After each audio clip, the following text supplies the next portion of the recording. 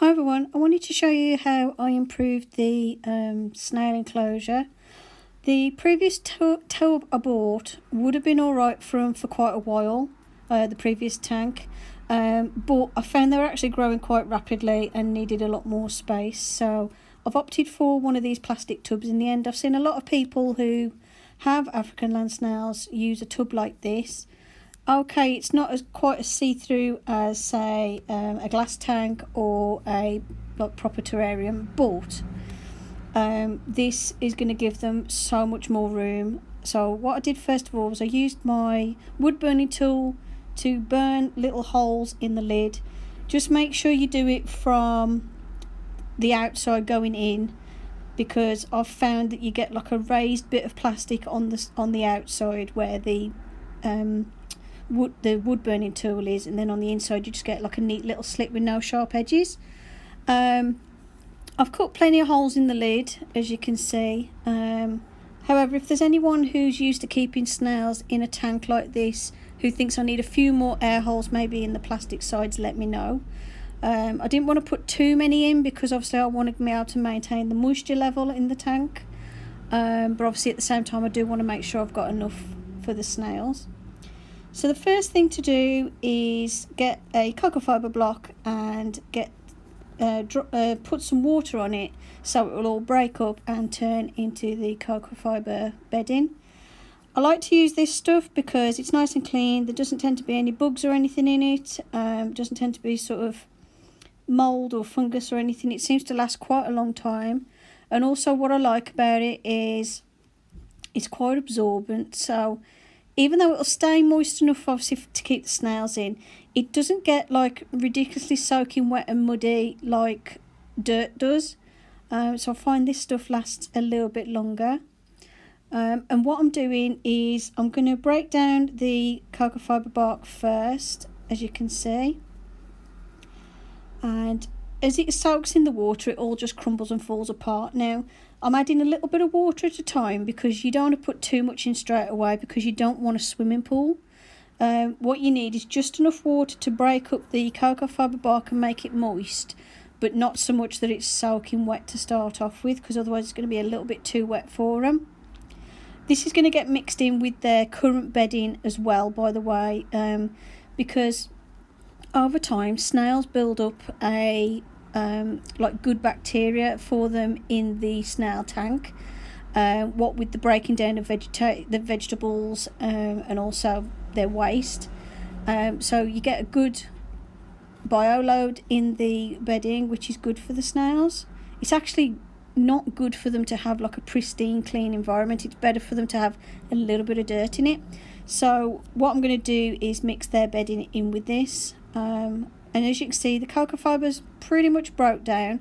You want it so that when you squeeze it, it'll stick together, but not where loads of water will drip out of it. So it's kind of like, it'll just stick together, kind of like clay, but when you squeeze it, loads of water won't come out. And the first thing I did was move Rick. Rick is my slightly older African land snail. I think he's about 4, is he? Something like that. He's from a group of snails that I had which were quite inbred. The others died young, and he's the longest surviving one, unfortunately. You can have it where they're quite inbred, unfortunately, and especially like in the pet trade and everything, they can be quite inbred. This was a batch that I had from the pet shop, and they told me that what it was is obviously there was some from another pet shop that weren't sold. No one bought them. Little did I realise that actually they were quite genetically inferior. So the other two had deep retraction syndrome, which can be a sign of malnutrition or obviously, birth defects. They definitely weren't malnourished, I can tell you that, because they ate everything that I put in the tank, but unfortunately they didn't survive very long. But Rick has survived the longest. He has trouble every so often, like just seems to like go off and go down a little bit, but he's perked up a lot, and seems okay now. So I'm hopeful that he'll live a lot longer than the others. He seems to be the strongest one out of the ones I had. It was Rick Morty. Did I just have Rick and Morty? I think it was just Rick and Morty. I think there was one more, but he's the last one. So I'll move Rick in first, and as you can see, what I'm doing is mixing in his bedding in with the substrate. So I'm mixing in that good bacteria and the broken down soil, like, because the cocoa fibre gets that darker colour and looks more like soil over time. And by mixing that in, I'm making sure that there's the good bacteria in the soil, as well as obviously it's going to be a bit cleaner because I've put the fresh stuff in as well. This is also because there's no way the bedding I had existing would be deep enough in this size tub, because in this tub I need like probably 3 times the bedding that they had before, and I wanted to make sure there's enough space in here for even Rick to burrow under the soil if he wanted to. He doesn't tend to, he tends to live in a plant pot, but if he wanted to burrow into the soil, he could. And by the way, I know I tend to refer to my snails as he, but I know they're hermaphroditic. I know they're male and female. So, you know, it's just I naturally just call them boys, and they've all got boys' names. But anyway, as you can see, he's quite chuffed and having a little look around. Rick is unusual in the fact that he will come out in the daytime. He doesn't care what time of day it is. If he's hungry, he comes out and eats. He is a very unusual snail. So like, I mean, I'm sitting next to the tank while I'm editing this, and yeah, Rick's still out in the middle of the day scoffing, and everyone else has gone to bed. And then I put this second larger plant pot in. Make sure you use plastic as well. These are plastic plant pots. Don't use anything with sharp edges. Obviously, make sure the edges are nice and rounded off. You can just use a Dremel to sand down any edges. And the reason you make sure the containers are plastic is because if the snails fall off the side of the tank onto the pots, they're not going to crack the shell. And I've put this little pot in here because I've found Simon and Theodore still prefer this smaller plant pot to hide in. They don't tend to hide in the bigger one, whereas the big black one, Alvin tends to hide in that one. So that's why I've put a range of sizes, and also it means the little ones, if they feel like they want to get away from a big one, they can. And I've put in new cuttlefish, and the way to tell if you're putting it the right way up, if you stick your nail into the cuttlefish and it leaves a little indentation, that's the soft side, and you want to put it in the tank soft side up, because they'll eat it from that side and eat all the soft cuttlefish. I've put in their existing cuttlefish because they haven't quite finished it yet, and then obviously a new piece. I have got to get some more. You want to make sure you've got plenty of cuttlefish. It's always best, I find, to have too much cuttlefish as opposed to not enough, because I did have it at one point. A couple of my snails ended up with a slight sort of rub mark on their shells, where obviously they'd gnawed on each other for a bit more calcium, and I'd got cuttlefish in the tank. I obviously just hadn't quite got enough, so I tend to put too much in now. I will get like another big piece. I feel if I put like 2 big pieces in here, that should be good. That's Alvin. Alvin is getting quite big now and had fully outgrown the existing tank.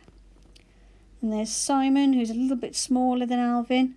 Alvin tends to be the one that eats all the food first, like comes out first to eat food. And there's little Theodore.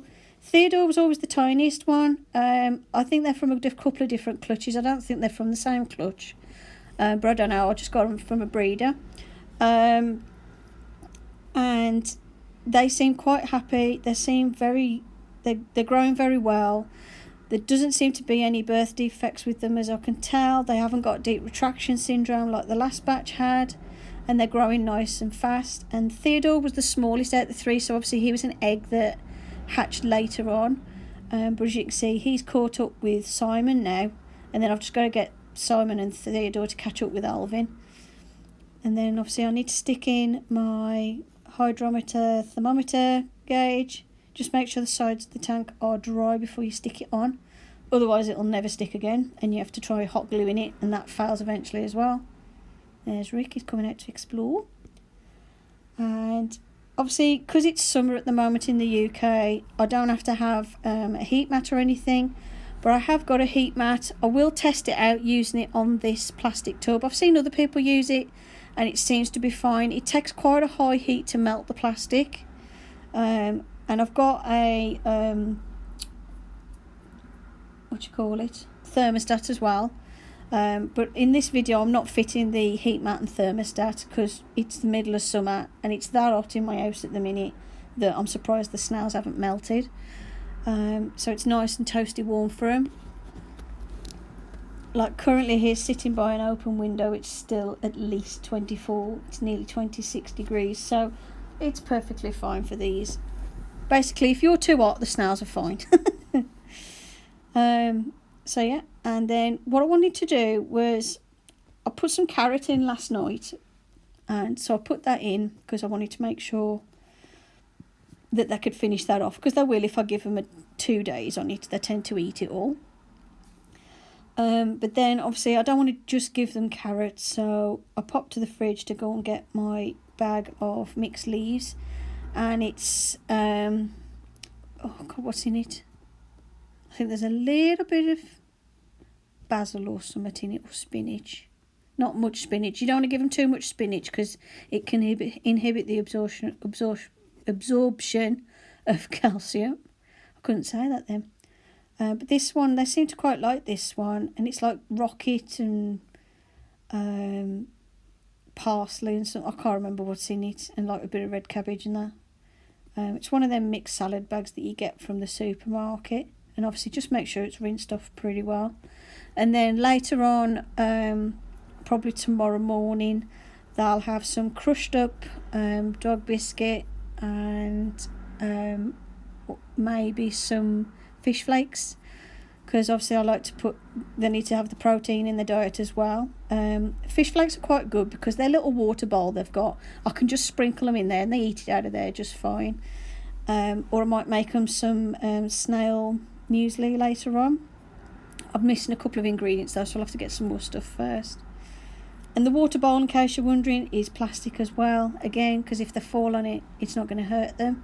And it's only filled, it's literally got, it's like 2 millimeters deep maximum, so I have to fill it every day and it evaporates really quick, especially once Rick spots it, because Rick just sits in the water dish drinking it. He loves water. But obviously I'll make sure I spray the sides of the tank, spray all the food with water as well. I added some banana as well, but I only put a little bit in because A, it goes manky really quick, and B, these don't eat a lot of banana. They'll eat a bit, but it's more Rick that likes banana than the others.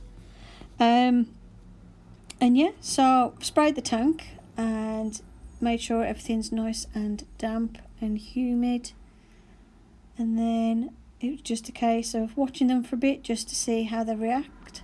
As you can see, Rick straight away is like, ooh, food, so that's it, he's sorted. And I noticed with the little ones, which was unusual, Theodore came out first. And I've sped this up by 2 times, by the way, because otherwise you'd be here for 10 minutes just watching them slowly move. But yeah, I noticed that Theodore came out first, which is unusual because normally it'd be Alvin. But yeah, so he was up for a bit of an explore around and having a look at the food. I found out really what he wanted to do was get crawling around and try and escape. So what he did is you'll see in a bit, he gets towards Rick, climbs on Rick, and then climbs up the side of the tank just before I put the lid on. But yeah, I'll leave this footage running so you can see the snails enjoying their new enclosure, and you can see Alvin just starting to peek out of his shell in the big plant plot on the right. Simon does come out after a bit as well. Yeah, so I'll leave you with this footage of them having a little bit of an explore. And yeah, I've put some fake leaves, by the way, on the top there. I've been trying to think of like real plants or something I could put in, but I want something that's not toxic to them, but also not that they're particularly bothered about eating. I'd love to have like ivy all over the back, like real ivy growing and everything, and let it grow in the tank, but apparently it's toxic to them, so I can't risk it. So if anyone's got any ideas, let me know. If not, what I'm going to do is I'm going to buy one of those plastic ivy plants that you get for terrariums and stick that across the back. above where the hides are, or around the side, maybe where Rick is, just so there's a bit more hiding space, so they feel a little bit more enclosed. And I've got to get a bit more of the moss because my moss is running out. So yeah, I hope you enjoyed this video, and thank you very much for watching, and I'll see you in the next one. Bye for now.